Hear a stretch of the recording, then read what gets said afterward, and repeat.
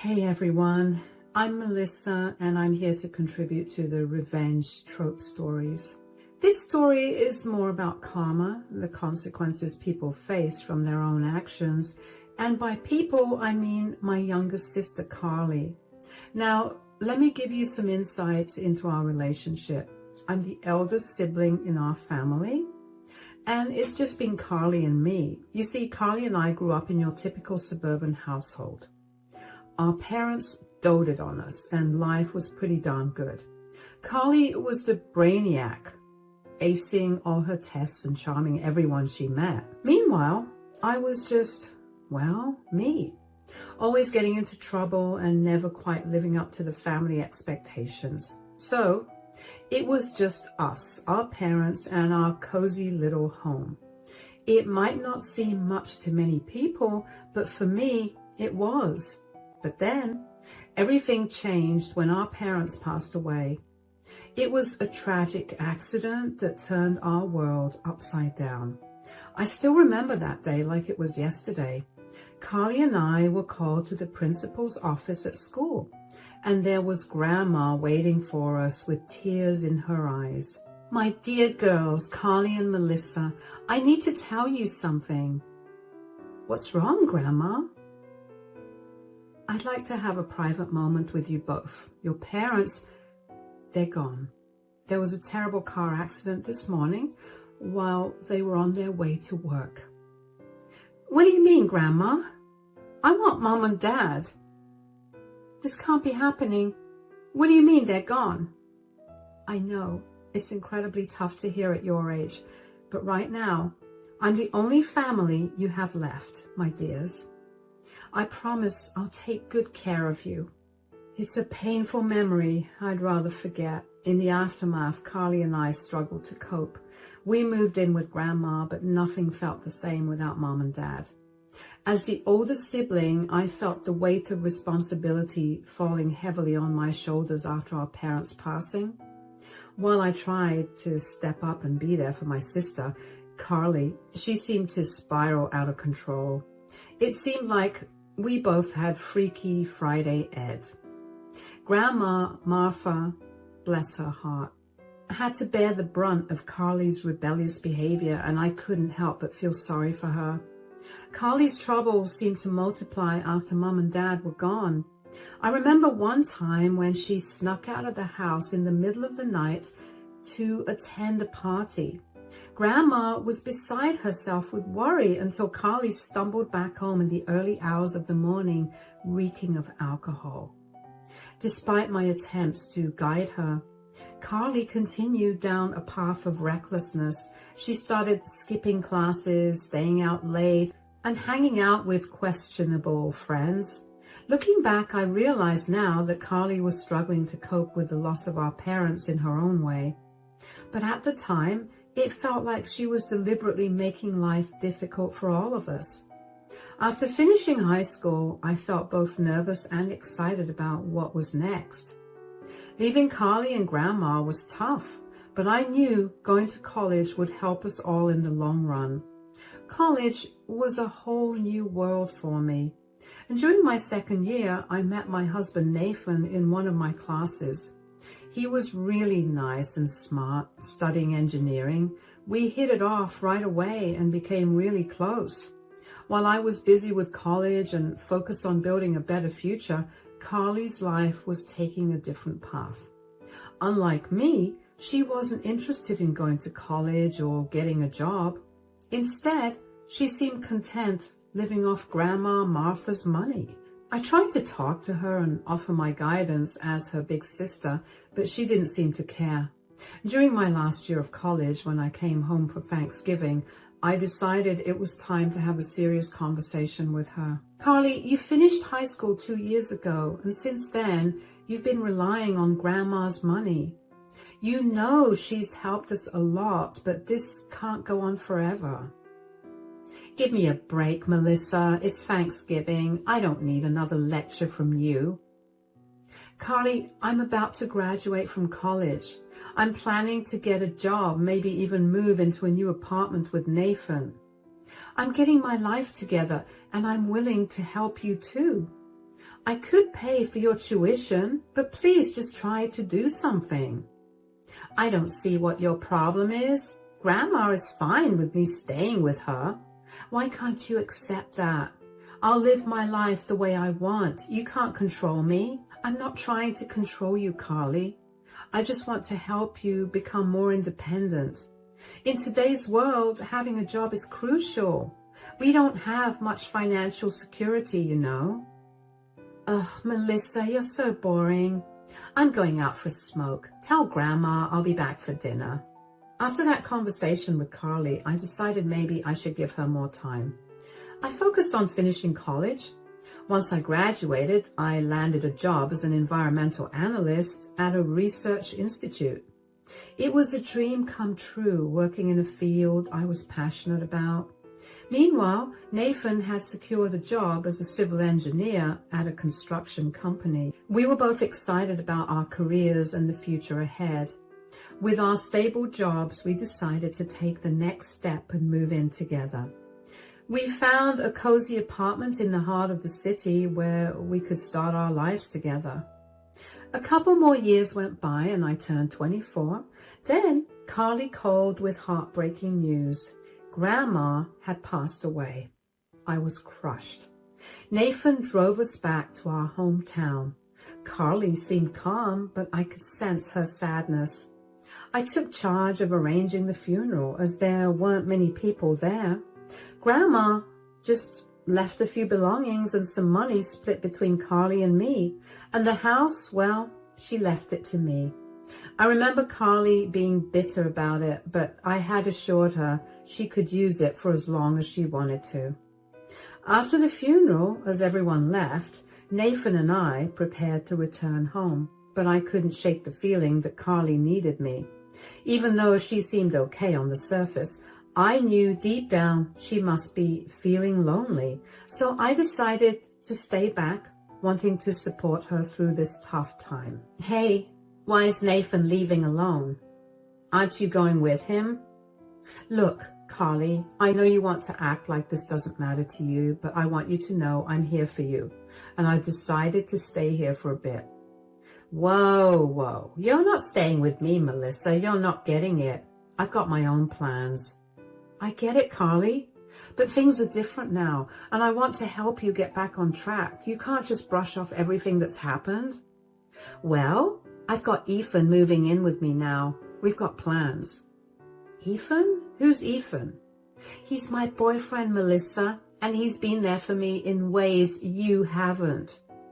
Wow, Carly, that's great news. Can I meet him?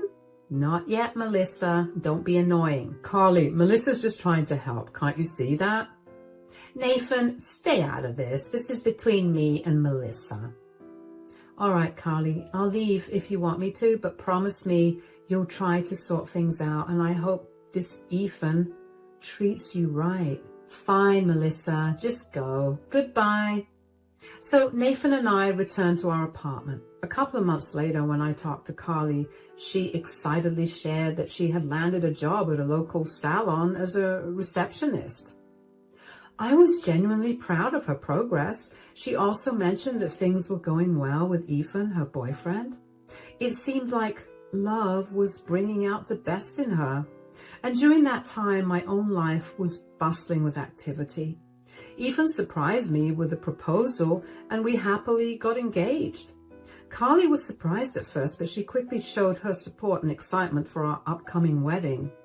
She even helped me with wedding planning and choosing the perfect dress when she visited me in the city. I remember the first time I met Ethan over dinner at Grandma's house right after my wedding. Oh my goodness, Ethan, I've been looking forward to meeting you. I was so bummed when Carly told me you cannot make it to the wedding. It has been over a year since Carly and you started dating, and I've been eager to meet the man who stole my sister's heart. Yeah, I've always mentioned to Carly about meeting you guys, but she never seems interested in inviting you over. Come on now, don't throw me under the bus like that. Congratulations to both of you, by the way. Thanks, mate. So, Carly, how's your job at the salon? How are things going there? Well, the salon, it's okay, I guess. Didn't you tell your sister? Tell me what? I decided to quit my job at the salon. It was kind of boring and it didn't pay me well. I've always told her that getting a college degree would open up better opportunities for her.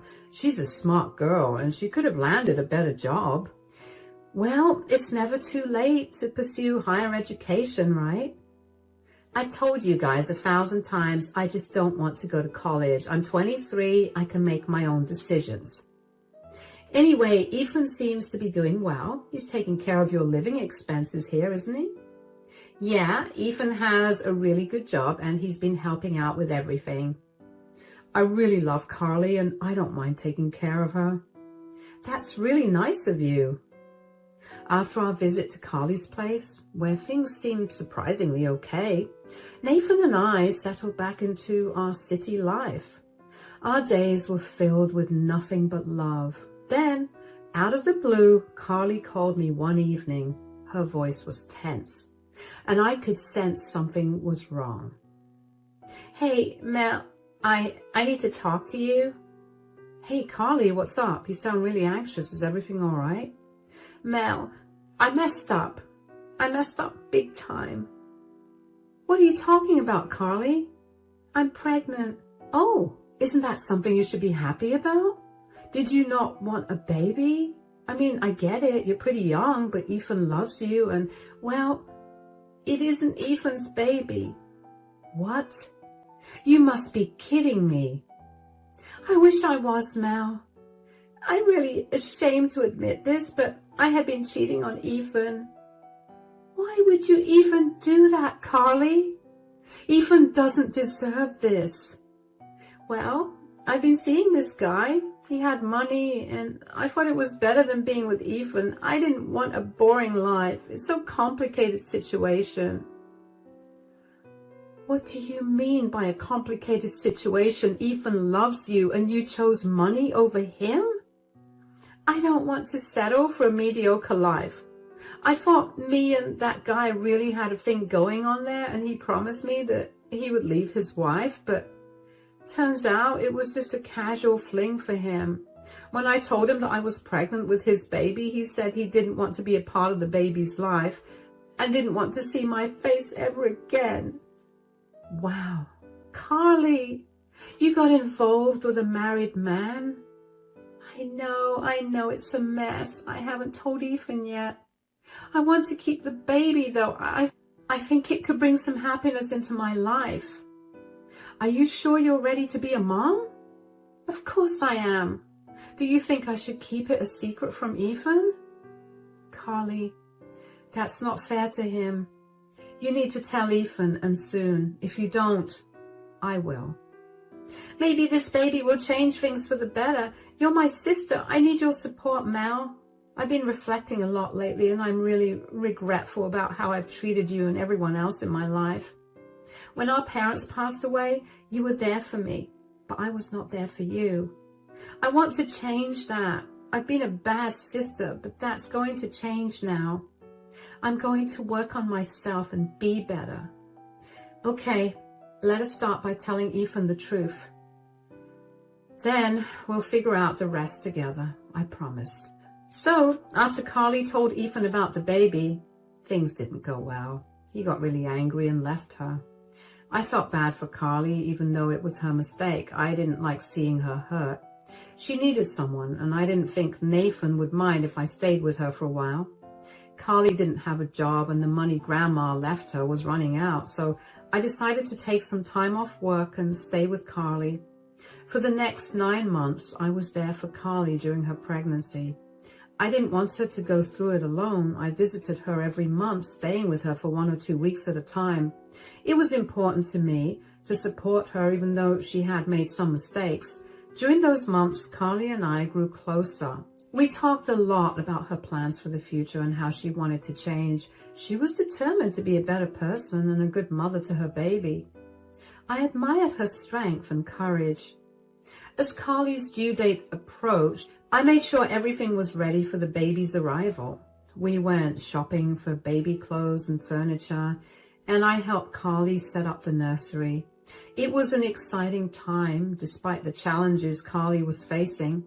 When the day finally came, I was by Carly's side in the delivery room. It was a long and difficult labor, but seeing the joy on Carly's face when she held her baby for the first time made it all worth it. I knew then that everything would be okay. So it was a baby boy, and Carly named him Cole. I decided to stay with Carly for a while, so I told Nathan I wouldn't be coming home for some time. He was understanding and said it was okay because Carly needed me. Carly was dependent on me both financially and emotionally.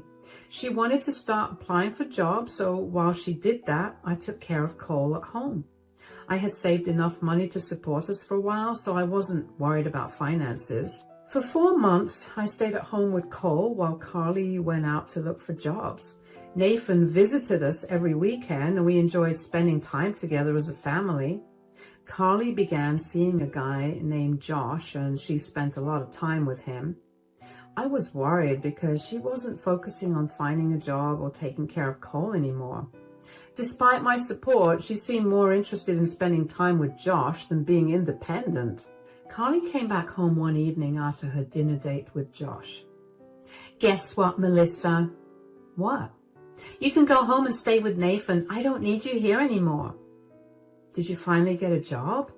"No, but Josh wants to move in, and he has a good job, earns well, and can take care of me and Cole." "Are you sure about this? It's only been a month since you started seeing this guy. You have a little baby now. You're a mother. There are things you need to consider." "I don't want to hear another word, Melissa. I'm a grown woman. You can pack your bags and leave tomorrow morning." "I have had enough of you ordering me to get a job, enough of you trying to tell me to be more responsible for Cole. I am Cole's mother. No one knows him better than I do." "Carly, after all that I have done for you, I literally left my husband alone in the city so I could come and stay with you. I left my job, I left my life behind to support you and help you finally get your life back together. And all I asked of you in return was to be a little responsible." "Responsible this, responsible that. Don't you get it, Melissa? I'm done with you.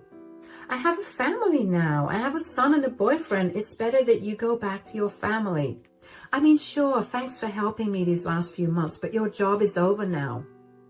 So stop being a parasite at my house. You're unwanted here.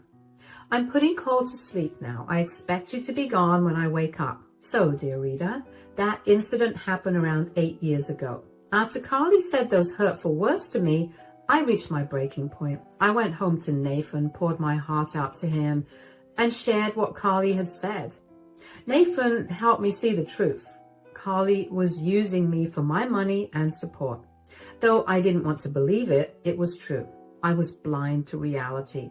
I had always been there for Carly financially and emotionally. I covered all her expenses during her pregnancy, supported her appointments and medical needs, and even encouraged her to seek therapy, footing the bill for that too. It's not about comparing love and money, but I gave her both.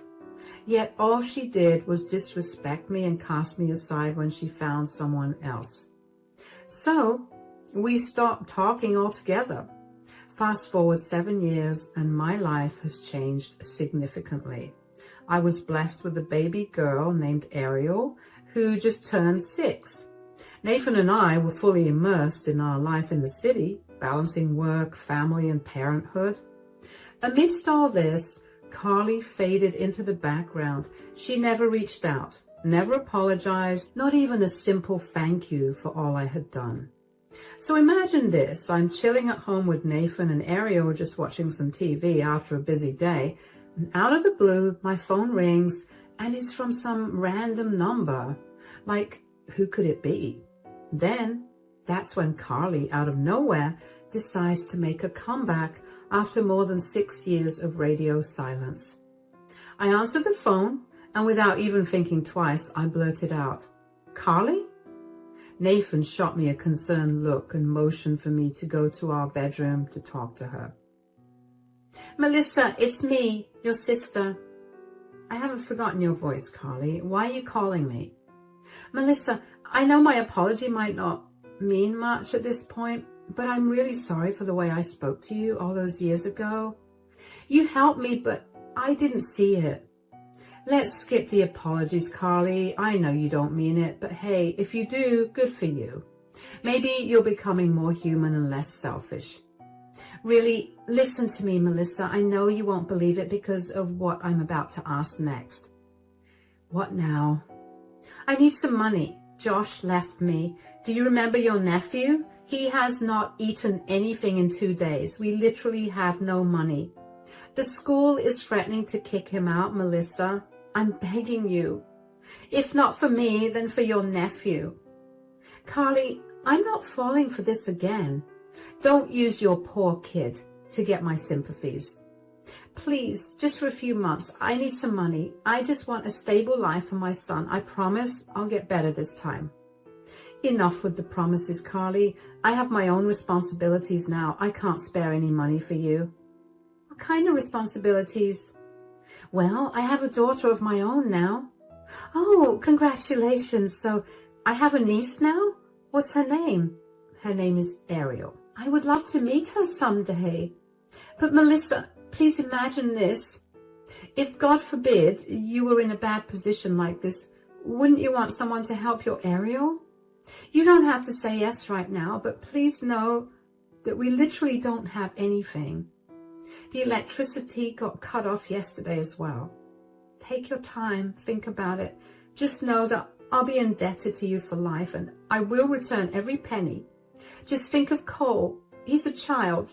He hasn't done anything wrong. Please don't punish him for my mistakes. He shared the same blood as you, after all. I'll talk to Nathan about it. I'll see if I can do something. Thanks, Melissa. After talking to Carly, I had a lot to think about. She asked for help, but I was mostly worried about my nephew, Cole. Thinking about Cole made me sad. He was innocent and didn't deserve any of this. God knows what that poor boy must have been through lately. I couldn't bear the thought of him suffering because of Carly's mistakes. Talking to Nathan about it helped me put things into perspective. We both agreed that Cole's well-being was the most important thing right now. It wasn't about Carly anymore. We decided to visit Carly and Cole to see how they were doing. I sent Carly a text saying we wanted to come over every weekend, and she agreed. So on Saturday, Nathan, Ariel, and I drove to Carly's house, which I hadn't seen in over 7 years. It felt strange returning after so long, and seeing Carly after so long felt strange. Cole seemed like a sweet and cool kid. I introduced Ariel to him and they got along well, playing in the park together. Nathan watched over them while I talked with Carly in the kitchen. Look, Carly, I'm giving you this money for Cole's sake, not yours. And it's not a gift. Think of it as a loan. Oh my God. Thank you so much, Melissa. You're so generous. I promise things will be different this time. Well, I hope things do turn out better, and please take care of Cole. He's a smart kid. Just make sure you use the money wisely for Cole's needs. I will, Melissa, I promise. Thank you again for helping us out. So I set up this deal where I'd send Carly half the money from my paycheck every month. It was tough, but I felt like I had to do it for Cole. Carly said she was sorting stuff out and needed more time and wanted my trust. But I wasn't just giving her money for herself. It was for Cole. We'd visit every month and Ariel and Cole got along great. They were cousins after all. Carly seemed better, but I was wary. I had to use my head more than my heart this time. I decided if Carly didn't get her act together in a year, I'd stop the allowance with a prior heads up. For about 10 months, things seemed quiet, but then something unexpected happened. One day, I received a call from Carly's landline. When I picked up, I could hear Cole on the other end. Oh, hey there. Cole, how are you? Hi, Aunt Melissa. I need you. What do you mean you need me, Cole? Is everything okay? Are you safe? I'm really hungry. I haven't eaten anything, and Mom, she's gone forever. What do you mean she's gone forever? Where did she go? I don't know. There's this paper. She left a letter. It says, Dear Melissa, I don't quite understand it, but maybe she left it for you. I don't think she's coming back. Oh God, for how long have you been on your own? It has been 2 days. Oh my God, do you have school today? Well, I haven't gone to school in a long time. Don't worry, kiddo, I'm coming over. When I heard Cole's voice, my motherly instincts kicked in. It was heart-wrenching to hear him, just a little boy, talking about his mom being gone forever. I was furious, mad at Carly for putting Cole through this. I couldn't understand how she could let things get this bad. I called Nathan and I told him what happened and asked him to stay with Ariel while I rushed to Carly's house. It was a long drive, about 5 hours, but I had to make sure Cole was okay. When I finally arrived, I hugged him tightly. I took Cole to the nearest diner and treated him to a nice meal. While he was eating, I carefully opened the letter that I had picked up from the house earlier and started reading it. Dear Melissa, I don't even know where to start, and once again, I've let you down and I'm not even sorry anymore. My life has been a mess and I needed that money. I'm sorry for deceiving you. I never sent Cole to school. I just didn't want him anymore. I collected all the cash you sent me and now I'm leaving. Cole is no longer my concern. I realized I need a fresh start for myself. Do whatever you want with that loser. Foster care, orphanage, it's up to you. I just want a better life for myself. I'm done with pretending. I'm gone for good. You were foolish to trust me again, but you've always been a pawn in my game. You won't hear from me again. Goodbye. I couldn't believe what I had just read in Carly's letter.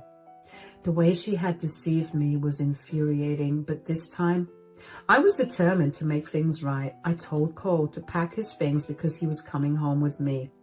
We drove back to the city and arrived at my apartment. I prepared a nice hot shower for Cole, and then I sat down with Nathan and showed him the letter. Nathan agreed that we should contact the police and childcare services the next day. I didn't want to reveal everything to Cole just yet. He had already been through so much and I didn't want to overwhelm him. Besides, he wasn't alone. He had us, his family. I wanted to take care of Cole myself. After making that decision, I tried to get some rest for the night. But at midnight, there was a knock on our door. When I opened it, I was shocked to see Carly there. Carly, what on earth are you doing here? I'll have Nathan call the cops. What's going on? Oh, hush, Melissa. Where's Cole? I need to see him. He's inside sleeping, but I'm not letting you near him. Not after what you've done. Did you even realize he read that letter? You called him a loser and said you didn't want him anymore. My plan didn't work out. Just give me my son and I'll leave you alone. Your plan? What plan are you even talking about? Well, I got robbed. I was out traveling, trying to figure things out, you know. But then these guys jumped me, took my bag, which had all my cash, and left me with nothing. I had no choice but to come back. So you think it's that easy? You can just waltz back here and expect everything to be okay. I'm telling you, Melissa, give me my son and I'll leave. You won't ever have to see me again. If you need Cole, meet me at the police station tomorrow.